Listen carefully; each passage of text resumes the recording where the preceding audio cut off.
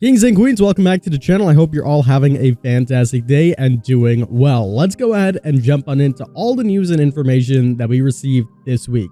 First of all, Prime has a brand new skin. If you guys are on Amazon Prime and you go onto Twitch, you can get yourself a Prime reward. This time we have a reward for the artist, and honestly, this is what I'm talking about. These are the kind of things that we need.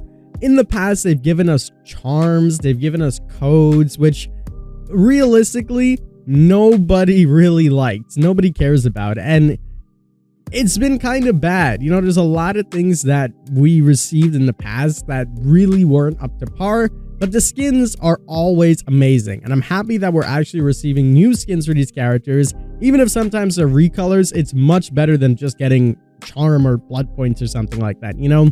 So I'm very happy that they decided to bring in a brand new outfit, and hopefully moving forward they can stick with this, because this skin is pretty cool. I actually like it. This can be a good opportunity for them to make skins for characters that people don't necessarily play, so that way they're not spending their money on it, but they'll get a brand new skin in the game. You can claim this reward from March 15th all the way to April 19th with Amazon Prime Gaming. I'll leave the link down below. And before we jump on into everything, I want to let you guys know that this video is brought to you guys by Ewin Racing. We've talked about them throughout the week, and I just want to give my final thank you to them for sending me a brand new gaming chair. As you guys know, there's been a ton of renovations in my apartment, and Ewin has provided me with a brand new chair that is gold, that matches my entire background. I have used their products in the past so much. If you recall, used their chair before. I've had it for about 3 years now, and it still holds the quality. It is absolutely amazing. So if you're ever in the market for a brand new gaming chair that you want one with tons of features such as reclining, adjusting your armrest, maybe even adjusting your height, this is what you need. It is super comfortable. It is super durable. It has quick and fast shipping. Link is in the description, and make sure you're using code KING at checkout for 20% off and get yourself a brand new Ewin chair. And a big thank you again to Ewin for sponsoring this. They have been absolutely fantastic, and I highly encourage you guys to check them out. Carrying on forward, Dead by Daylight have fully integrated their map repeat prevention. This means that you won't be getting the same map every single game that you're playing, obviously, unless there's an offering. However, if you got Bad Ham, for example, the next game you go in, if nobody brings an offering, you won't get Bad Ham. Now, not to worry, this won't make queues longer, because now they can just take the data from 5 different players, see which maps they've all played on, eliminate those from the pool, and then put everything else in. So it's pretty cool.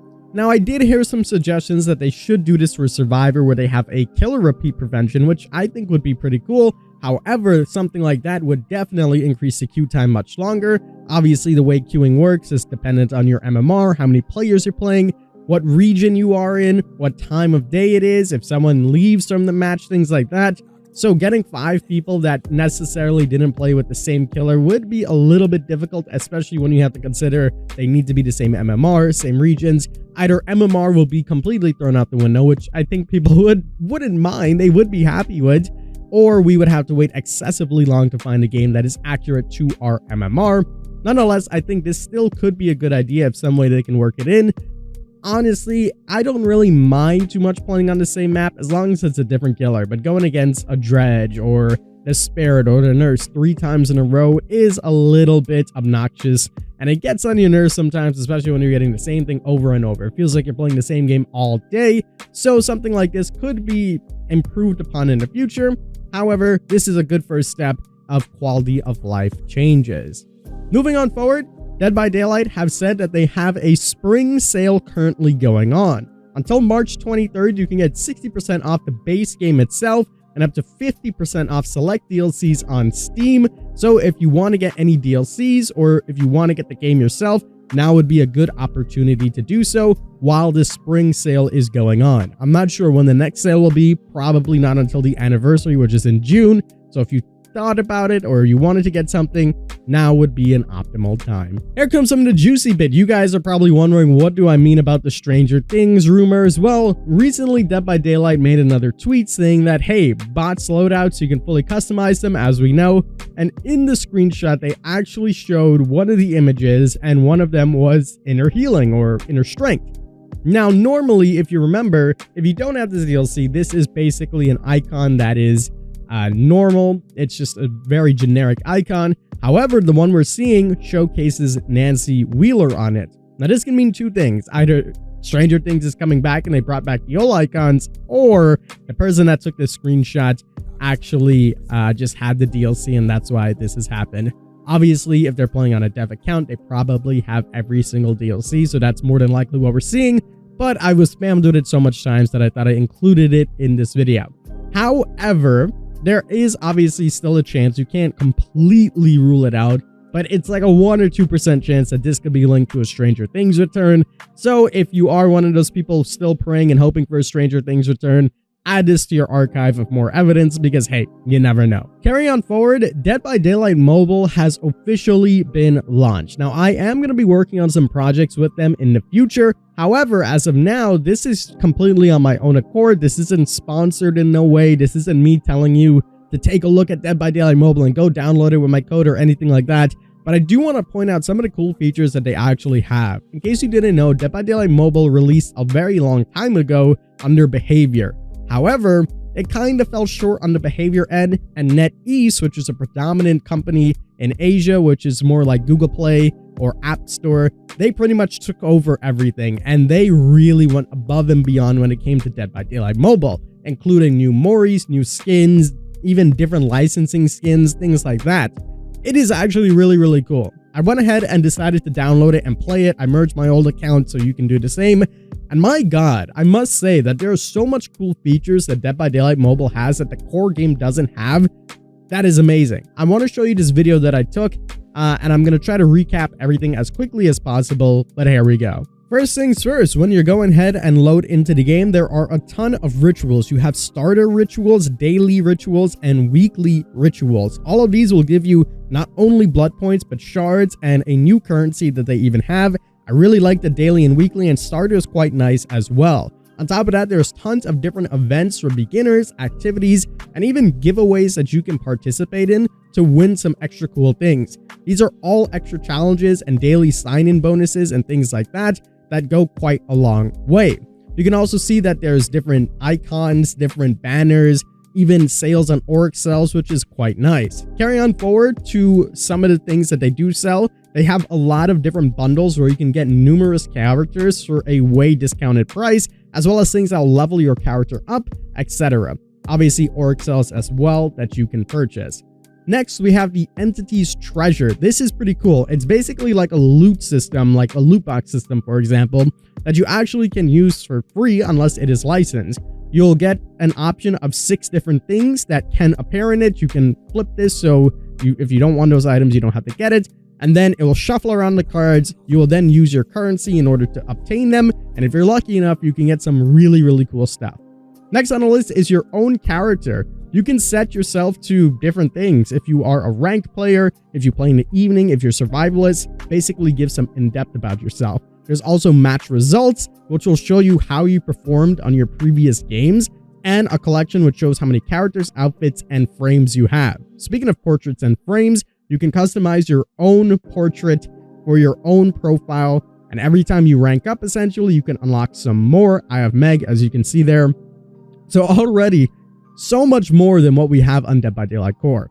They then have their own version of the Rift, and I mean, look at that raid skin. It is animated, it is glowing. You might not be a fan of it, but I really am. There's other things like the flesh doll and tons of different cosmetics that you can obtain. On the free track, you also have that currency that can be used on the Entity's Treasure.